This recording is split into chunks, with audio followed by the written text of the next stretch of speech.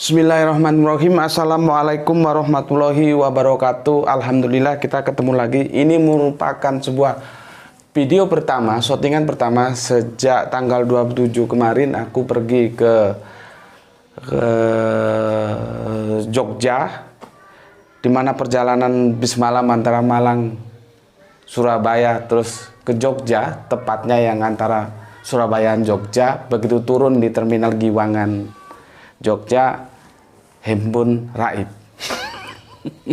Handphone raib entah kemana. Padahal sudah diingatkan sama supir sama kondektur apakah ada barang yang hilang atau tidak. Ya aku bilang tidak karena kondisi tas-tasku semua dalam keadaan tertutup resletingnya. Tapi tidak tahulah bagaimana kok bisa hilang, ceritanya ya sudah dianggap saja sudah nggak jodoh gitu aja. Jadi hilang, handphonenya hilang. Akhirnya harus ngurus ke kantor Gapara di setempat tentang kartunya supaya nggak bisa disalahgunakan gitu. Dan akhirnya setelah dari Jogja kita ke Solo Tigo. Di sana kita punya daerah binaan yaitu di kaki Gunung Merbabu. Kita berbagi korban kepada seluruh masyarakat yang bisa kita jangkau karena ternyata luas. Kalau kita lihat Gunung Merbabu sepertinya gunung, padahal kakinya itu luas, ada berapa puluh desa gitu ya. Kita membagikan kurban dan kita memberikan kajian-kajian yang intinya menguatkan akidah gitu. Kemarin hari Minggu tanggal 2 kalau nggak salah.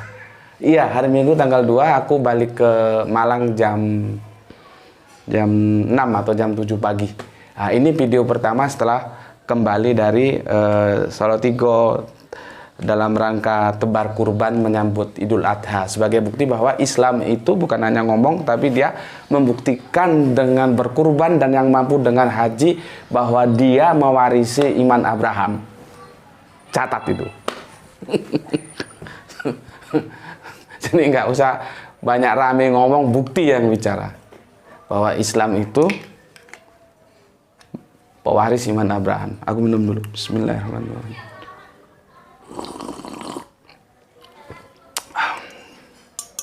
Dapat cangkir kenangan dari Solo Tigo. Klasik, kecil namun asik. Yang penting kopinya tetap hitam. Alhamdulillah teman-teman, ada 3 teman follower kita yang memperingatkan aku jangan banyak-banyak ngopi ataupun harus diimbangi dengan air putih. Nggih, matur nuwun, terima kasih. Itu bukti bahwa Anda peduli terhadap kesehatan saya sehingga kita kalau sama-sama sehat bisa melanjutkan kajian-kajian kita. Oke, matur nuwun mbak-mbak yang sudah mengingatkan. Begini, aku akan bercerita tentang kajian ini sudah diorder begitu lama oleh saudara kita, viewer kita juga ya. Sudah begitu lama, bahkan ingatku sudah 3 kali aku diingatkan dan aku belum bisa memenuhi requestnya. Dan inilah resiko kalau sudah terlanjur berjanji. Aku berjanji nanti insya Allah pulang dari Solo Tigo akan aku tunaikan janji itu. Dan ini merupakan dalam rangka penuaian janji bahwa aku akan menjelaskan tentang kematian Paulus. Jadi kita kasih judul ya, Paulus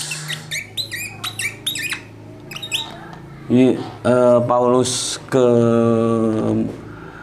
eksekusi Paulus, eksekusi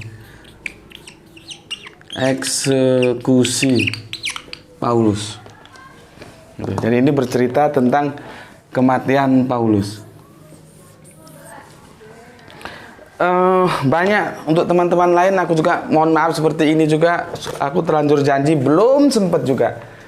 Itu masih ada juga beberapa itu tentang Isra Mi'raj, tentang Melkisedek, tentang Ya'juj Ma'juj. Banyak dari teman-teman yang belum aku tunaikan, aku mohon maaf. Makanya aku sekarang nggak berani janji, aku hanya bilang bahwa request Anda aku perhatikan dan aku simpan dalam daftar antrian. Kapan-kapannya aku nggak berani janji. Kalau sudah terlanjur janji berat kalau nggak ditepati. Janji adalah hutang gitu. Oke, berikutnya sebetulnya tidak ada menarik dari kematian Paulus ini. Gitu. Tidak ada sesuatu yang menarik untuk kita bahas. Bukan di situ poinnya yang menarik untuk kita bahas. Karena kita tahu bahwa kematian-kematian dari semua murid-murid Yesus itu memang tragis gitu ya. Tragis, semuanya tragis kematiannya. Itulah ketika agama itu bermain mata dengan politik. Artinya apa? Yang berbicara adalah politik. Politik itu kekuasaan. Artinya siapa yang memegang kekuasaan, dialah yang berkuasa untuk menentukan segalanya. Termasuk nyawa orang juga, dia punya hak untuk mencabut. Sebelumnya aku akan jelaskan dulu bagaimana tipologi-tipologi di Israel ketika dijajah Romawi. Jadi begini. Seperti ada janji tidak tertulis ya, bahwa kekuatan-kekuatan teologis itu dipegang oleh orang-orang Yahudi, terutama dikepalai oleh Sanhedrin. Jadi kalau Sanhedrin itu apa? Gampangnya Sanhedrin itu kiai-kiainya Yahudi gitu loh. Kiai-kiainya Yahudi, dan dia punya syarat sebagai Sanhedrin itu, pertama dia harus pintar, cerdas, yang kedua dia harus kaya, dan ketiga dia harus gagah. Dan kita tahu Paulus itu bukan termasuk kelompok Sanhedrin, dia tidak masuk. Karena dia hanya punya satu syarat saja, dia pintar tetapi dia miskin dan dia tidak gagah. Karena autobiografi mengatakan bahwa, maaf, fisik Paulus itu kalau orang Jawa bilang genje. Genje itu kakinya agak bengkong atau panjang sebelah gitulah ya, kira-kira seperti itu. Sehingga dia tidak masuk dalam kelompok Sanhedrin. Sehingga dia tidak seperti Yusuf Arimatea yang mengambil jasad Yusuf dari salib. Itu Yusuf Arimatea termasuk Sanhedrin. Artinya termasuk terhitung orang-orang yang disegani dalam kelompok-kelompok Yahudi, begitu. Nah, kemudian kekuatan politis itu dipegang oleh Romawi sebagai negara penjajah. Jadi ada dua kekuatan, mereka berbagi, seperti ada kesepakatan tidak tertulis tapi fakta begitu, fakta sosial. Kekuatan teologis ada di tua-tua Yahudi, kekuatan politis ada di Romawi, dan ini saling bekerja sama gitu ya. Supaya kalian tahu nanti bagaimana hukum diterapkan di Israel gitu. Oke. Aku jelaskan dulu siapa itu Paulus ya. Aku telah membaca berbagai referensi. Memang yang namanya sejarah itu saling bisa saling melengkapi, bisa kadang-kadang saling bertabrakan. Ya relatif lah namanya sejarah.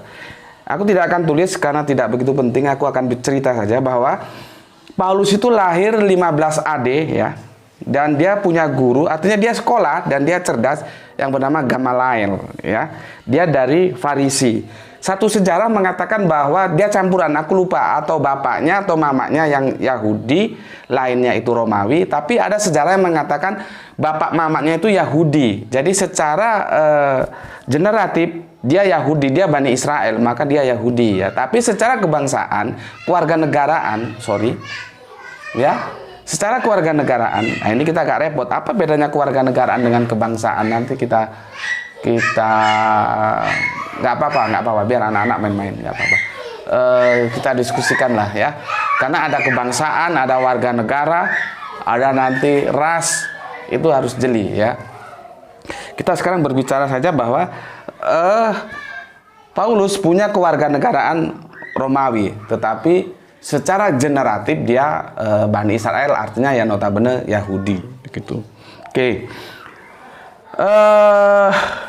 Ini yang nanti akan kita bahas tentang perubahan hidupnya ya. Ini bajingan, Paulus ini bajingan.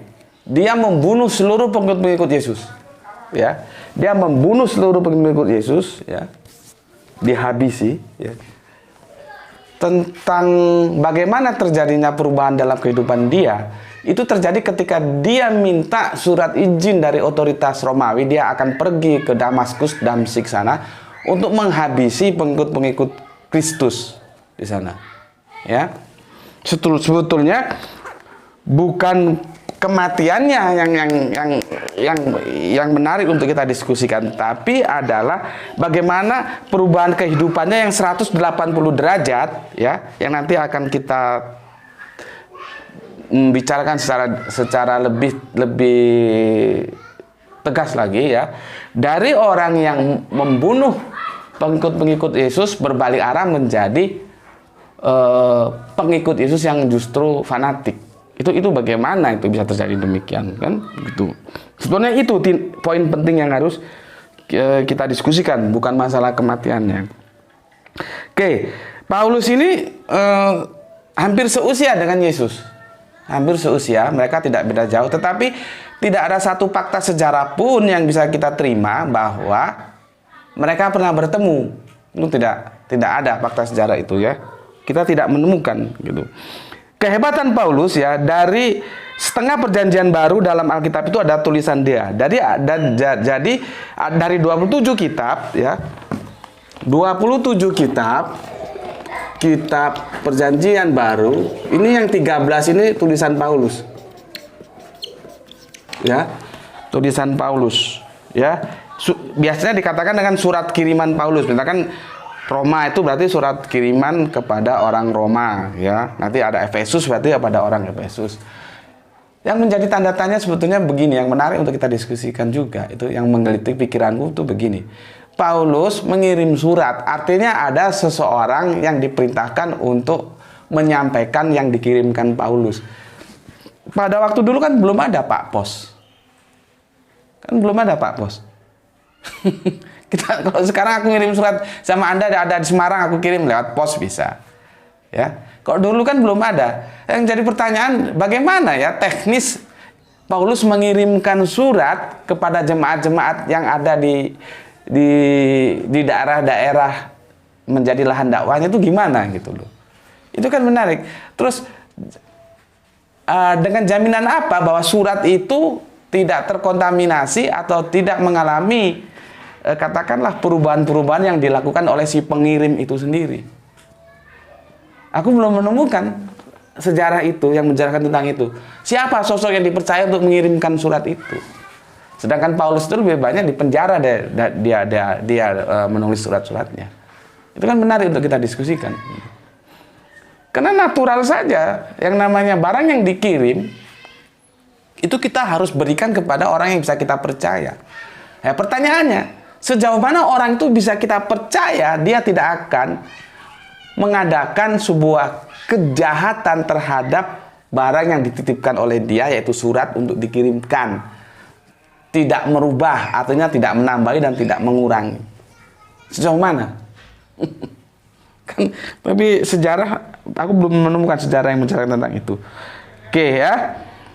Kemudian tahun tadi lahirnya lahir 5 AD, ya. Jadi seumuran dengan Yesus. Kemudian mati ketika dieksekusi itu 67 AD, ya. Dia dipenggal oleh kekaisaran Roma yaitu Nero. Jadi waktu Roma dikomandani atau dikuasai oleh Nero, dia dipenggal dengan hukum penggal, ya. Pertanyaannya, kenapa Paulus harus dipenggal, gitu, ya? Sebelum ke situ aku ke sini dulu. Kenapa Paulus dipenggal? Ternyata murid-murid Yesus itu banyak yang mengalami kematian tragis yang tidak manusiawi, yang kita kadang-kadang tidak sampai hati juga mendengar sejarahnya, ya. Sejarah itu ditulis oleh Eusebius, ya, dan itu diteliti lagi oleh Max Schumacher, ya, sehingga sejarah itu bisa diterima menjadi sesuatu yang valid. Sejarahnya tentang murid-murid Yesus yang mati tragis itu, jadi semua tragis matinya ini. Seperti ini aku bacakan sekilas. Matius itu meninggal dunia karena disiksa, ya. Matius itu dibunuh di padang Ethiopia. Markus meninggal di Alexandria ini mana, Mesir. Badannya diseret, waduh kasihan, diseret naik kuda, gitu, ya. Lukas mati digantung di Yunani. Yohanes direbus, waduh, tepatnya digoreng, tapi ini nggak mati. Menurut cerita dia nggak mati, tapi dia dia tetap mengalami kesiksaan. Artinya dia mati tua, tapi dia tetap aja mengalami siksaan ya. Kemudian Petrus itu disalib dengan kepala di bawah. Jadi salibnya bukan seperti salib yang begini itu, tapi X gini, salib Yunani ya. Yakobus itu, waduh ini kasihan lagi nih, dilempar ke bawah dari puncak bubungan bait Allah. Tuh. Tadi dari Yerusalem, di atas bangunan tinggi katakanlah loteng gitu, dilemparkan sampai mati. Kejam. Inilah kalau agama sudah bermain mata dengan politik begini. Ketujuh Yakobus ya. Yakobus itu dia pada saat itu disiksa ya, karena dia menyangkal Yesus. Bahkan ia berusaha untuk berkhotbah terus ketika sudah dilarang ya. Itu juga sehingga akhirnya orang Romawi menjadi penjaga dan penyiksa ya. Romawi juga yang menyiksa, dipenggal. Kemudian Bartolomeus yang lebih dikenal sebagai Nathanael, tadi nama lain Bartolomeus Nathanael. Jadi budaya-budaya mereka hampir sama dengan budaya-budaya orang-orang yang, karena mereka sama-sama sih ya. Sama-sama, kalau kita lihat itu dari Inggris sana timur, kalau dari sini sebetulnya barat ya. Jadi budayanya begitu. Satu orang punya nama dua. Seperti Bartolomeus ini punya nama juga Nathanael ya. Dia di Turki dan dia meninggal dunia di Armenia setelah ia mendapat hukuman pukulan cambuk. Dicambuk sampai setengah mati, akhirnya mati beneran. Tapi biasa sih ya sekarang juga seperti aku punya nama, banyak orang panggil. Ada yang Romo, ada yang Gus Beti, ada yang Habib, ada yang Koco, Tetek Bengek, ya terserah aja. Jadi begitu juga Nathanael, ada yang panggil Bartolomeus, ada yang panggil Nathanael. Seperti ada yang manggil lagi nanti itu kalau si Petrus itu Kefa, ya, macam-macam nama-nama. Oke, sekarang Andreas juga disalib seperti Petrus, salib X gini ya, Yunani. Thomas ditombak di India. Yudas, bukan Yudas Iskariot ya, Yudas saudaranya dari Yesus dihukum mati dengan dipanah. Gitu, karena juga nggak bersedia mengingkari Yesus. Kemudian Matias, pengganti Yudas Iskariot, mati dihukum rajam, dilempar pakai batu dan dipenggal kepalanya. Aduh, mengerikan. Dan ini terakhir, itu murid-murid Yesus ya, ini terakhir. Paulus disiksa dengan sangat kejam dan akhirnya dipenggal kepalanya oleh Kaisar Nero di Roma pada tahun 67 yang sudah aku sebutkan tadi. Begitu ceritanya. Jadi intinya kematian-kematian para pengikut-pengikut Yesus itu semua tragis, termasuk Paulus dan semua punya latar belakang sendiri-sendiri. Apa dan karena apa dia dihukum sampai mati seperti itu. Kalau Paulus ini begini, karena dalam ajarannya dia justru ini yang amat nanti kita akan diskusikan lebih apa ya, lebih kita berikan penekanan. Dia meniadakan hukum Taurat, gitu loh. Dia meniadakan hukum Taurat, ya. Dia meniadakan. Oke, aku ulangi lagi. Untuk yang kalian yang mau membaca buku-buku tentang kematian murid-murid Yesus itu bisa beli bukunya, yaitu Rasul dan Murid dari Yerusalem telah menyebar dan mengkhotbahkan Injil ke seluruh dunia. Itu ditulis oleh Eusebius ya. Dan sudah diselidiki ulang oleh Max Schumacher. Bukunya judulnya itu tadi. Rasul dan Murid dari Yerusalem telah menyebarkan dan mengkhotbahkan Injil ke seluruh dunia. Itu judul bukunya. Aku akan jelaskan apa tadi tentang kenapa. Ini Kristen yang menolak Paulus menganut teori ini. Ya, jadi Paulus itu di Kristen awal tidak semua Kristen welcome terhadap Paulus. Jangan kamu kira seperti itu. Aku minum dulu. Bismillahirrahmanirrahim. Kopi sore. Ini sudah sore. Ya. Kristen yang menolak Paulus itu menganut teori yang bersumber pada teologian yang bernama Harnack dan orang yang bermazhab Hebraic roots, ya, yang keberatan dengan peniadaan hukum Taurat yang dilakukan oleh Paulus sendiri. Jadi mereka keberatan terhadap hukum Taurat karena Paulus meniadakan hukum Taurat, begitu loh. Jadi seperti aku bilang tadi, ya, orang itu tidak gampang mengeksekusi orang. Nah, sekarang kekuasaan hukum itu ada di tangan Romawi. Yahudi tinggal mengorder saja. Paulus diorder oleh Yahudi karena mereka tidak senang, karena alasan tidak senang karena Paulus meniadakan hukum Torah, ya. Mereka tinggal pesan, diorder kepada Romawi. Paulus itu lama loh di penjara, dipindah dari Yerusalem langsung terus dibawa ke Roma gitu, dan dieksekusi di Roma. Dan itu juga menyalahi tulisan dia, karena dia mengatakan dia akan mengakhiri hidup di Yerusalem. Faktanya dia mengakhiri hidup di Roma, bukan di Yerusalem. Itu kekeliruan dia juga, ya. Jadi yang perlu kita diskusikan sebetulnya bukan masalah kematiannya, karena kematian Paulus itu ya seperti yang sudah aku ceritakan, tragis memang, yaitu sudah menjadi cerita bahwa semua, bukan hanya Paulus, itu tragis-tragis semua kematiannya pengikut Yesus atau murid-murid utama lah, ya. Dan jangan lupa Paulus itu bisa masuk ke lingkaran pertama, ring dalam, sehingga berkenalan kepada Petrus. Akhirnya dia bisa menjadi begitu leluasa berkuasa, dan akhirnya nanti dia juga mengkritik Petrus. Itu berkat jasanya Barnabas, karena Barnabas yang ngajak dia ke Yerusalem. Itu sudah aku jelaskan tentang sidang Yerusalem kemarin. Oke, sebetulnya yang perlu kita perhatikan tentang Petrus itu adalah di sini, ya. Di sini.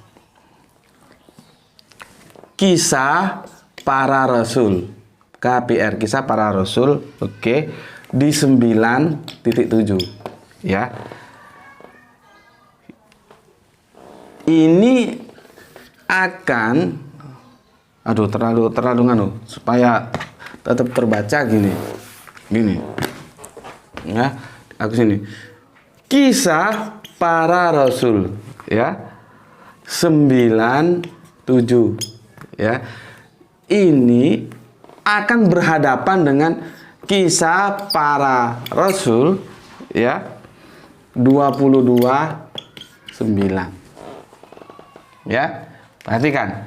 Sebetulnya di sini permasalahan yang harus kita, bukan masalah kematiannya, tapi di sini. Ya, di sini ditulis mendengar tidak melihat, mendengar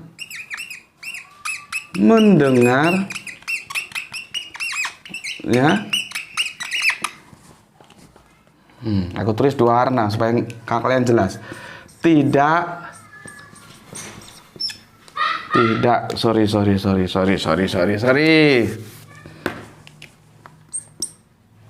Merahnya hampir habis. Tidak, ya. Mendengar tidak melihat. Begini, ya. Sementara di sini dia melihat,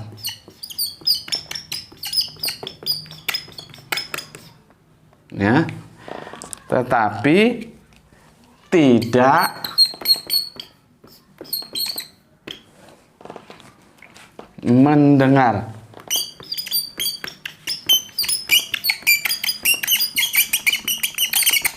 Tidak mendengar, ya.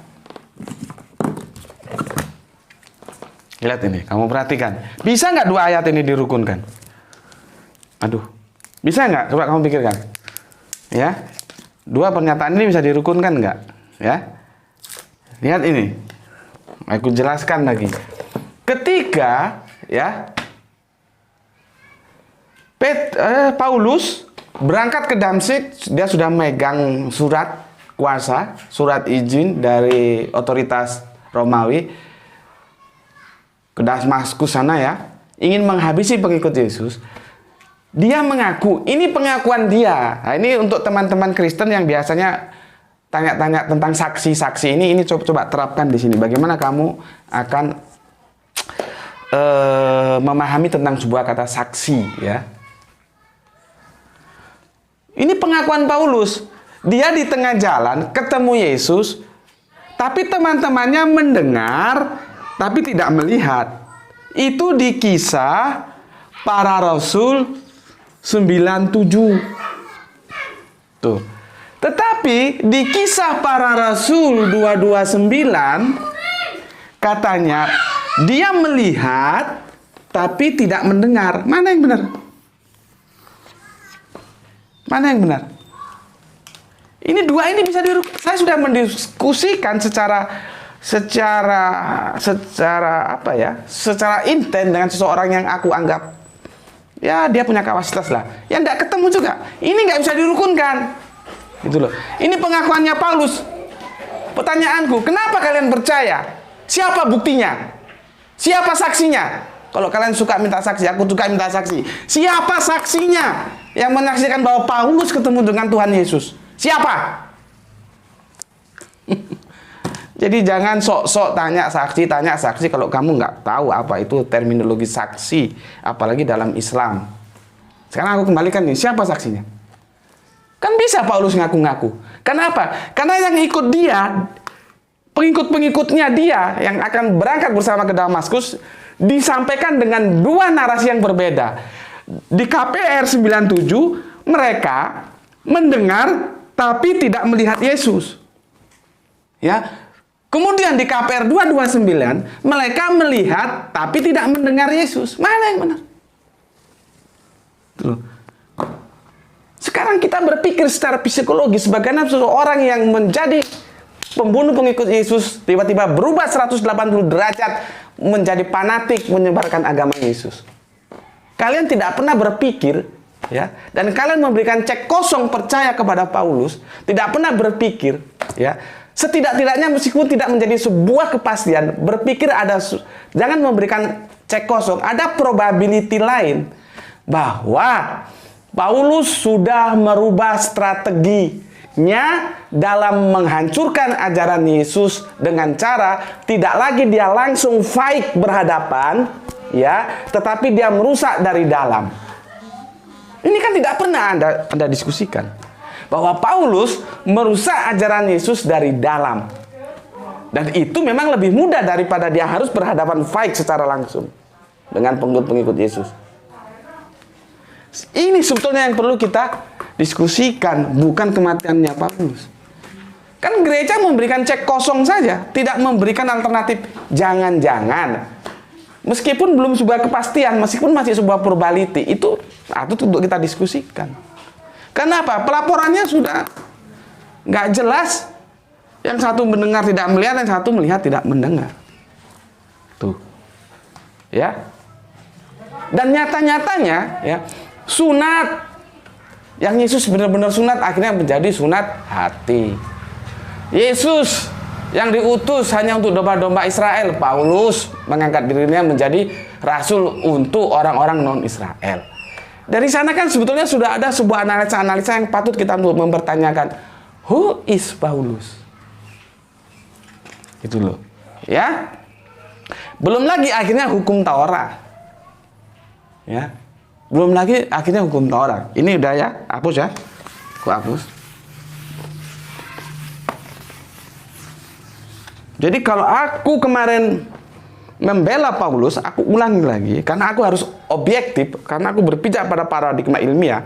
Ketika benar harus bilang benar, ketika salah harus bilang salah. Dan kemarin aku bilang bahwa dalam konsep teologis Paulus benar, maka aku membela Paulus. Paulus itu bukan orang yang menerima paham konsep teologis Tritunggal. Tidak. Paulus menerima ehad yang tunggal. Tuh. Tapi ketika Paulus salah, aku harus katakan salah. Tuh. Itu objektif tuh begitu. Ya. Jadi di Matius ya 5:7 ya, akan kita temukan dengan Efesus. Masih nampak ini, Le? Nampak? Atau aku geser ke sini dulu lah, biar jelas. Ya, Matius 5:7 ya, akan kita temukan Ya, ini kurang asik ini. Kalau guruku dulu asik, dia gini, seret, dia gini, seret, seret. Terus ini, akan kita adu, ya, dengan Efesus 2:15. Efesus 2:15. Ya. Di sini apa isinya? Lihat. Kita lihat di sini. Di sini ya, di Matius 5:7 ini ya, itu Yesus meneguhkan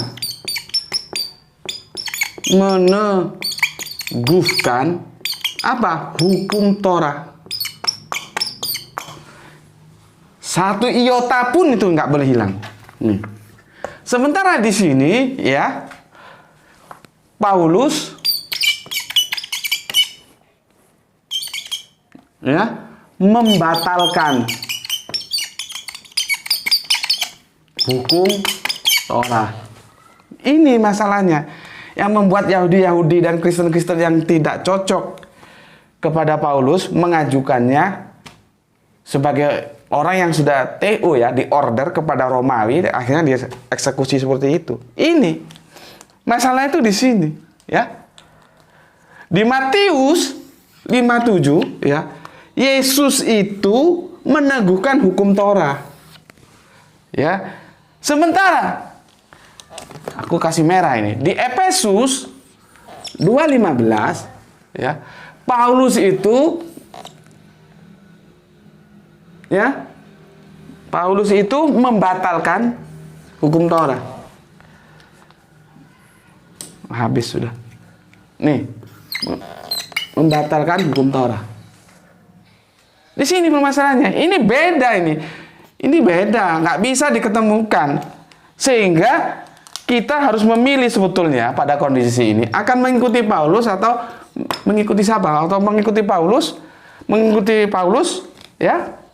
Kalau Anda mengikuti Paulus, maka Anda menjadi Paulin, bukan Kristen. Kalau Anda mengikuti Paulus, Anda menjadi Paulin. Kalau Anda mengikuti Yesus, ya, Yesus karena dia Kristus, maka akan menjadi Kristen.